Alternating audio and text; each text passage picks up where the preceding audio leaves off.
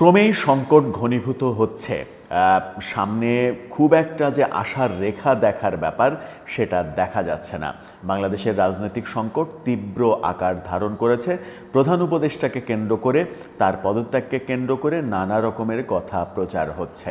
যখন নানা রকমের প্রচার হচ্ছে তখন গণমাধ্যমে একটা চাঞ্চল্যকর খবর এসে পৌঁছেছে। কি সেই চাঞ্চল্যকর খবর? দৈনিক মানবজমিন বলছে যে প্রফেসর ইউনূসের সরকার আর থাকছে না। আগামী কয়েকদিনের মধ্যে জাতীয় সরকার গঠন হচ্ছে। আগামী 90 দিনের মধ্যে ইলেকশনের জন্য এই জাতীয় সরকার গঠিত হবে এবং জাতীয় সরকারের অধীনে পরবর্তী নির্বাচন অনুষ্ঠিত হবে।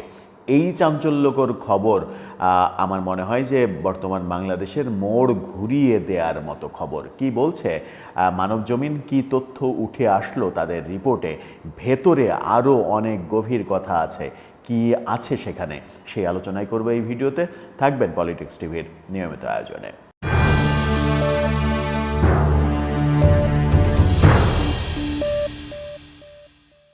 দর্শক, পলিটিক্স টিভির নিয়মিত ভিডিওগুলো স্পন্সর করছে প্রজাপতি.টিভি, নতুন ওটিটি প্ল্যাটফর্ম। আপনারা চাইলে ইউটিউবে, ফেসবুকে, ইনস্টাগ্রামে, টিকটকে দেখে নিতে পারেন। ডেসক্রিপশন বক্সে লিঙ্ক দেওয়া থাকবে, সেখান থেকেও আপনারা দেখে নিতে পারেন প্রজাপতির কার্যক্রম। চলুন প্রথমেই মানবজমিনের শিরোনামটা একটু দেখে নেওয়া যাক। আপনারা স্ক্রিনশটে দেখে নিতে পারেন মানবজমিনের শিরোনামটা। তারা শিরোনাম করেছে সংকট ঘনীভূত হচ্ছে, জাতীয় সরকার গঠনে দৌড়ঝাঁপ। এই খবরটা তারা দুপুরের দিকে প্রকাশ করেছে তাদের পত্রিকায় এবং কয়েকটা ধাপে এই খবরটা আসলে আপডেট করা হয়েছে। সেখানেই সর্বশেষ যেটা বলা হয়েছে যে 90 দিনের মধ্যে নির্বাচন অনুষ্ঠানের জন্য জাতীয় সরকার গঠনের দিকে দৌড়ঝাঁপ শুরু হয়ে গেছে। সেই কার্যক্রম শুরু করে দিয়েছেন সংশ্লিষ্ট কর্তৃপক্ষরা। এদিকে উপদেষ্টা পরিষদের ভেতরের খবর হচ্ছে প্রধান উপদেষ্টার পদত্যাগের ব্যাপারটা সামনে এসেছে বহু কারণে। সেটা বলা হচ্ছে যে মূলত যমুনাই প্রধান উপদেষ্টার পদত্যাগের ব্যাপারটা ত্বরান্বিত করেছে। বিভিন্ন স্টেক হোল্ডারদের সঙ্গে প্রধান উপদেষ্টার দূরত্ব তৈরি করেছেন। ভেতরে 3 জন, বাইরে 4 জন, কিংবা ভেতরে 4 জন, বাইরে 3 জন, এরকম একটা সিন্ডিকেট কাজ করছে বলেও বলা হচ্ছে। যে এই সিন্ডিকেট প্রধান উপদেষ্টাকে সবার থেকে বিচ্ছিন্ন করে রেখেছে, শুধুমাত্র এনসিপির সঙ্গে যোগাযোগটা অক্ষুণ্ণ রেখেছে। গতকালকেও আমরা দেখেছি যে এনসিপি নেতা নাহিদ ইসলাম এবং পাটোয়ারি তারা প্রধান উপদেষ্টার সঙ্গে চাওয়া মাত্রই দেখা করতে পারলেন, বৈঠক করলেন সন্ধ্যায়।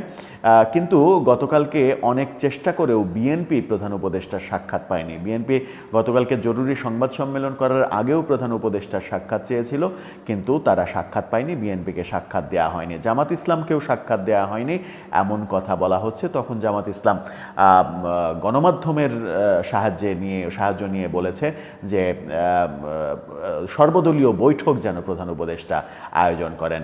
এরকম পরিস্থিতিতে বিএনপি, জামাত, আর্মি সবার থেকে প্রধান উপদেষ্টাকে দূরে রাখা হয়েছে। এই দূরে রাখার একটা সিন্ডিকেট উপদেষ্টা পরিষদের মধ্যে কিংবা যমুনায় কাজ করছে বলে জানা গেছে। এই সিন্ডিকেটে কারা আছে সেটা একটা গুরুত্বপূর্ণ বিষয়। আবার প্রধান উপদেষ্টা যখন পদত্যাগের কথা নিজে বলেছেন, তখন উপদেষ্টা পরিষদের 5-7 জন আরও উপদেষ্টা, তারাও প্রধান উপদেষ্টাকে পদত্যাগের আগ্রহ জানিয়েছেন। বিশেষ করে যখন সিনিয়র উপদেষ্টা ওয়াহিদুদ্দিন মাহমুদ, সালে আহমেদের মতো উপদেষ্টাদের নিয়ে নানা রকমের বিতর্ক তৈরি করেছে এনসিপি, তখন উপদেষ্টা পরিষদের অন্তত 5-7 জন তারা সহ পদত্যাগের কথা প্রধান উপদেষ্টাকে জানিয়েছেন। সব মিলিয়ে একটা ম্যাসাকার অবস্থা তৈরি হয়েছে উপদেষ্টা পরিষদের মধ্যে এবং সরকারের মধ্যে। মানবজমিনের ইনভেস্টিগেশনে যেটা উঠে এসেছে সেটা হচ্ছে যে এই কারণেই এই সরকার আর টিকতে পারছে না। নতুন করে জাতীয় সরকার, সব দলের অংশগ্রহণে জাতীয় সরকার গঠনের দৌড়ঝাঁপ শুরু হয়েছে এবং আগামী 90 দিনের মধ্যে যেন ইলেকশন হয়, সেই ইলেকশনের কথা বলা হচ্ছে। বিএনপি গতকালকে বলেছে যে উপদেষ্টা পরিষদের যে পরিসর, সেই পরিসরটা ছোট করে তত্ত্বাবধায়ক সরকারের ফরম্যাটে আনতে হবে। উপদেষ্টা পরিষদের বিশাল যে পরিসর সেটা ফেলে দিতে হবে, 10 জনের 11 জনের একটা পরিষদ করতে হবে এবং তত্ত্বাবধায়ক সিস্টেমে নির্বাচনের জন্য উপদেষ্টা পরিষদ গঠন করতে হবে। সব মিলিয়ে আমার মনে হয় যে প্রধান উপদেষ্টা এবং এই উপদেষ্টা পরিষদের টিকে থাকাটা মুশকিল হয়ে গেল নানা কারণে। এবং সেটা অনেকে বলছেন যে মূলত এই সিন্ডিকেট 7 জনের সিন্ডিকেট প্রধান উপদেষ্টাকে ঘিরে রেখেছে, তারা এবং এনসিপি মিলিয়ে এই কাজটা করেছে। তারা রাজনৈতিক দলগুলোর সঙ্গে প্রধান উপদেষ্টার দূরত্ব তৈরি করেছে, আর্মির সঙ্গে প্রধান উপদেষ্টার দূরত্ব তৈরি করেছে, দূরত্ব তৈরি করে এই অবস্থাটা তৈরি করেছে। সংস্কার এখন আর হবে বলে মনে হচ্ছে না, কোনো সংস্কার আগাবে না। সংস্কার কমিশনের ঐক্যমত্য কমিশনের যিনি ভাইস চেয়ারম্যান আলী রিয়াজ, তিনিও প্রধান উপদেষ্টার সঙ্গে সাক্ষাৎ করেছেন। সাক্ষাতে নানা ধরনের কথা বলেছেন, নানা ধরনের আলোচনা হয়েছে।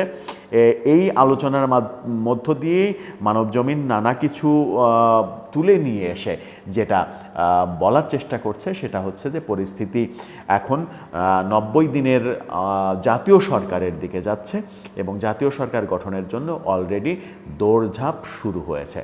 তাহলে প্রধান উপদেষ্টা প্রফেসর ইউনূসের পদত্যাগটা কখন নাগাদ কিংবা কবে নাগাদ ত্বরান্বিত হচ্ছে, এই প্রশ্নটা সামনে এসেই যায়। সত্যিই কি আমরা নতুন আরেকটা সরকার দেখতে চলেছি? যে আলোচনাটা অনেক দিন আগে হচ্ছিল যে এই সরকার আসলে টিকবে না, নতুন আরেকটা সরকার আসবে যে সরকারের অধীনে নির্বাচনটা অনুষ্ঠিত হবে। বিশেষ করে আমেরিকার বিভিন্ন কথাবার্তা এর আগে, বেশ কয়েক মাস আগে যে ধরনের কথাবার্তা আমরা শুনেছি ট্রাম্পের বিজয়ের পরপরই, সেই কথাবার্তার মধ্য দিয়ে আমরা বুঝেছিলাম যে এরকম একটা পরিস্থিতি তৈরি হতে পারে।